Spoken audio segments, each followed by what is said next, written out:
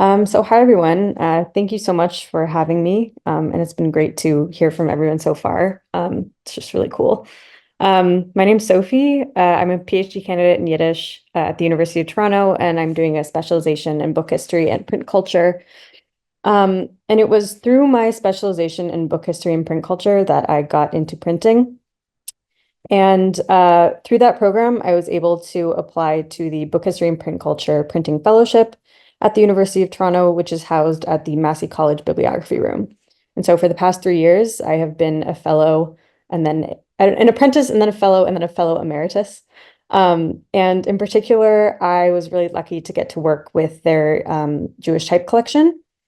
And so to talk a little bit about the history of that collection, um, it's called the Ballaston Type Collection. It contains 11 fonts of metal type and 3 fonts of wood type. And it's named after the man who owned it, Henry Ballaston. That's him on the right. And it comes from the Socialist Yiddish newspaper that he published in Hamilton, Ontario, a picture of which is on the left. In 2013, it was acquired by Massey College, and it's really special to get to use a collection that has so much printing history in Canada and in the history of Yiddish printing in Canada available very close to the place where it was actually used. Um, so that experience of sort of being in contact with this very historic collection inspired me in my prints to basically be working through some of my research in the print shop and be trying to recreate some prints that I had come across in my research.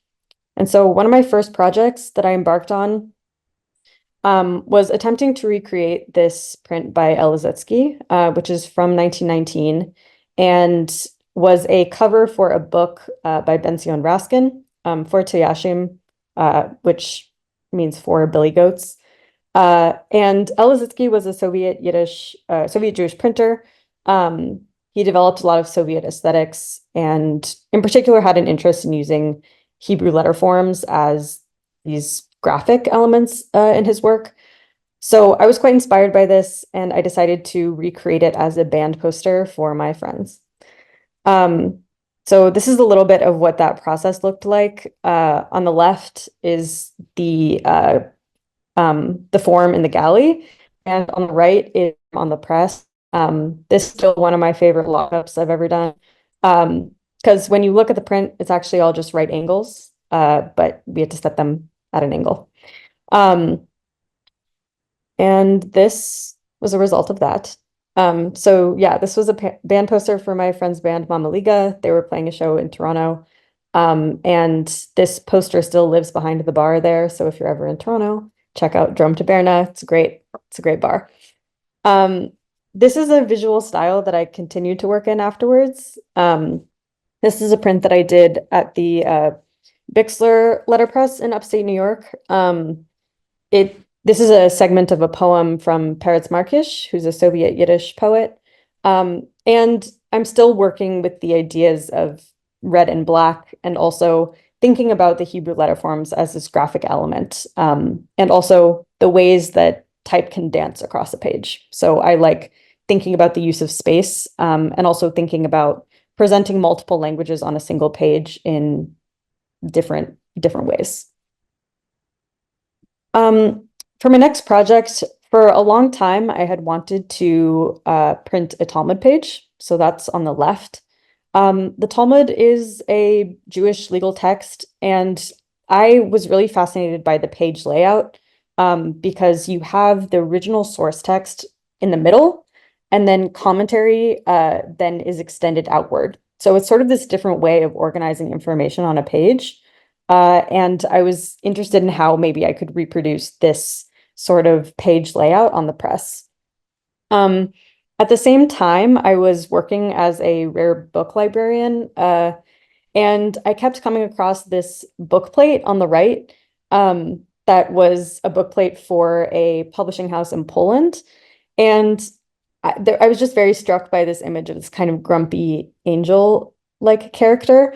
So when I was making this print, I didn't know what I was going to put in the middle. And so I decided to try and reproduce this book plate in lino cut. And this was the result of that project. So this was my way of sort of working with that format of the page, presenting this one piece of Talmud uh, in two languages, and then with that linocut in the middle. And this is coming from Tani 23a, which is one of my favorite sections of Talmud that is essentially talking about how we should um, leave the world in a better place than we found it, and that we should fight to make the world a better place, even if we don't ultimately get to reap the benefits. For my last project, this was my big project. This was the capstone for my book history and print culture uh, specialization. I decided that I wanted to make an artist book version of Chad Gadya. So Chad Gadya is a poem. It's a song that one sings at the end of the Passover Seder, um, which is right around the corner. And it's a cumulative song. So each verse builds upon the last verse. And so you start with one line, and then you get 2 lines, 3 lines, 4 lines, 5 lines, etc. And I wanted to think about how I could use the cumulative nature of the song in the structure of the book itself. And so I sort of gave myself two challenges, was to do exactly that. How could I use the book form itself to present this cumulative idea? And also presenting the text in English and in the original Aramaic, thinking about ways that I could think about translation in a new way. So it wouldn't just be two languages on the same page, but how could I work the translation into the actual book itself?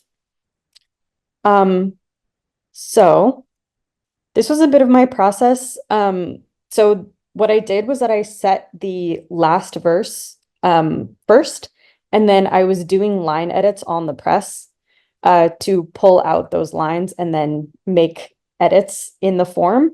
So that's what's happening on the left there. You can see my tweezers. Um, and on the right, these are some of the finished prints. And this was what I made.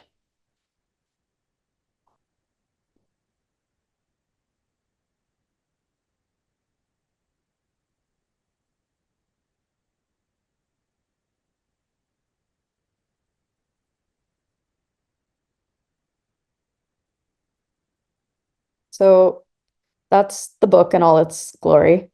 Um, no, don't play it again. There we go. So these are some more up close details of the book. Um, but yeah, I binded it in an accordion. It was an accordion flag book. And I had it running in two directions, so you could read it either way, in English and in the Aramaic. And one of the things that resulted from that was that if you were looking at one page open, it would be presenting you with the reverse verse in the other language. So the book itself is this sort of cycle that brings in the cycle of life that the song is actually talking about. So, oops, not raising my hand. That was my capstone project. And that's the end of my presentation. Thank you so much.